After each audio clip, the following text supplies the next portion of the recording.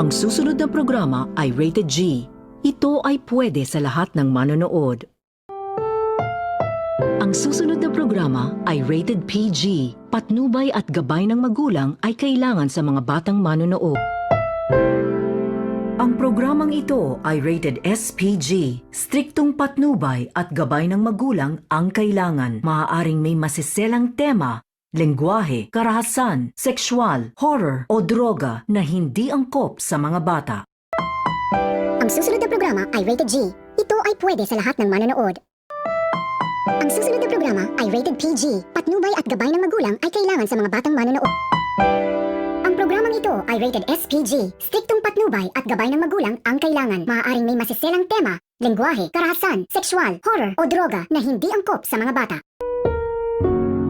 Ang susunod na programa ay Rated G. Ito ay pwede sa lahat ng manonood.